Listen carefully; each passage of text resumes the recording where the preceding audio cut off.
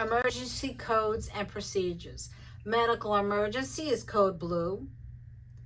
Fire or smoke emergency is Dr. Red. The following facility codes and armbands. Dr. Red is fire. Dr. Heavy, manpower needed due to unmanageable behavior, safety, danger. Dr. Lock, building lockdown. Code blue, resident unresponsive and not breathing. Code orange, elopement. Code green, building evacuation with disaster event. Code yellow, person in building, a threat or stealing narcotics.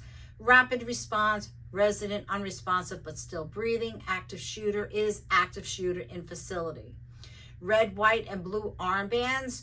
Red, resident is full code and diabetic. White, resident is full code and not a diabetic. Blue, resident is DNR, DNI. If diabetic, printed on armband. Armbands with resident's name are placed on resident-specific wheelchairs.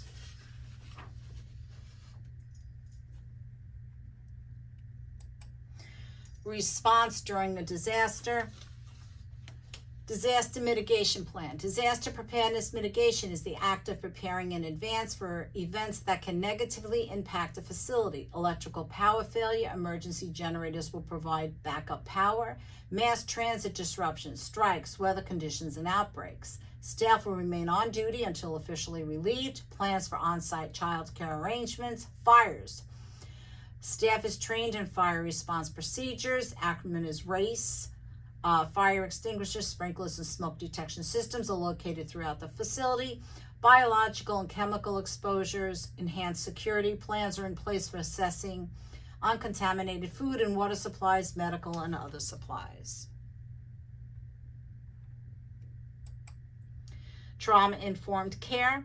Trauma results from an event, series of events, or sets of circumstances that is experienced by an individual as physically, emotional, harmful, or life-threatening, and that has lasting adverse effects on the individual's functioning, including mental, physical, social, emotional, or spiritual well-being.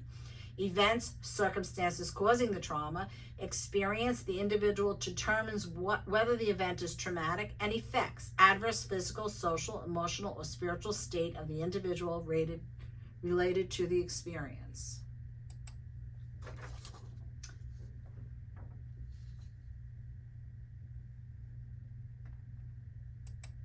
Trauma-informed care.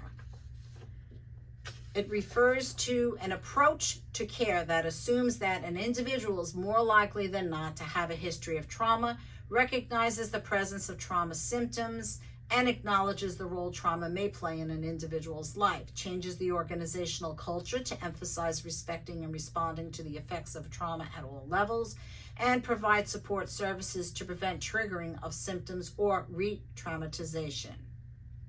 Who do we encounter that experiences trauma? Residents, family caregivers, staffs, volunteers.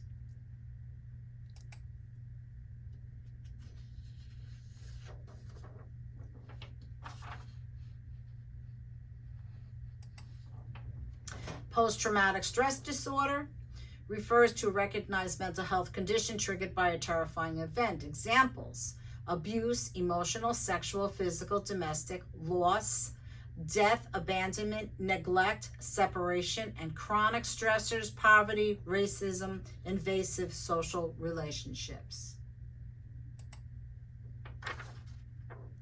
Examples of adverse childhood experiences include child abuse, divorce of parents, neglect by parent or caregiver, made to feel not wanted, drug use or substance abuse by parent or adults at home, mental illness, depression, suicide attempt of family member, someone in household went to prison, and re-traumatization.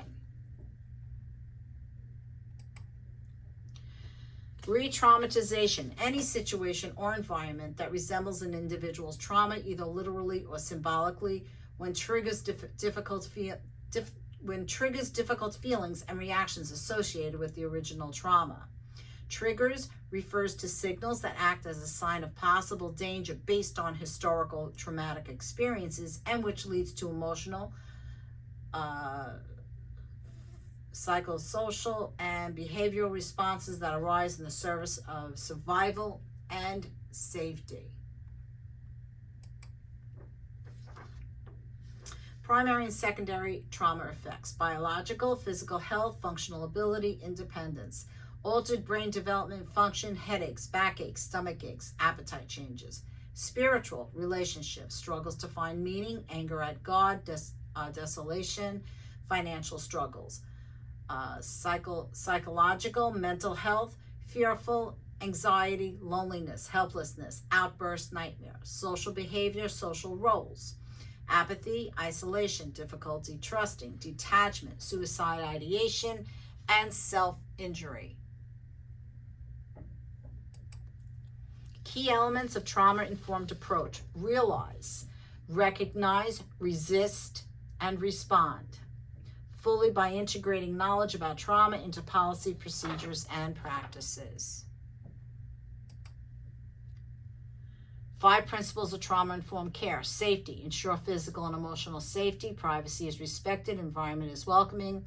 Choice, individual has choice and control, individual is given a clear and appropriate message about their rights and responsibilities. Collaboration, involved in making decisions, power sharing, given a significant role in planning and evaluating services.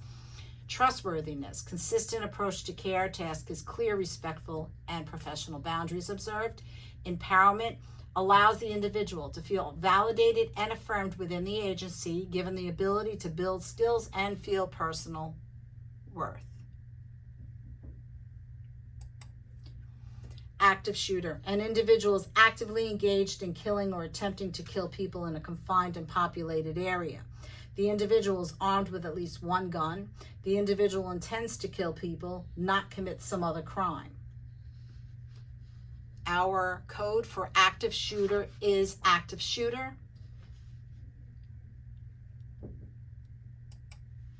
Response model: 3 primary actions related to active shooter: run, hide, fight. When confronted directly by a shooter, consider trying to disrupt or incapacitate the shooter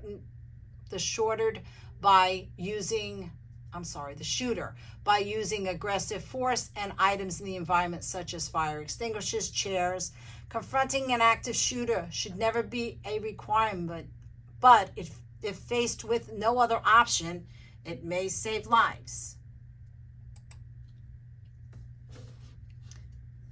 Timely intelligence is critical. Never assume that someone else has called the law enforcement. Encourage all calls. This is saying that everybody should try to call 911. If all these phones in the facility are calling 911 at one time, the police will know that there is definitely an emergency.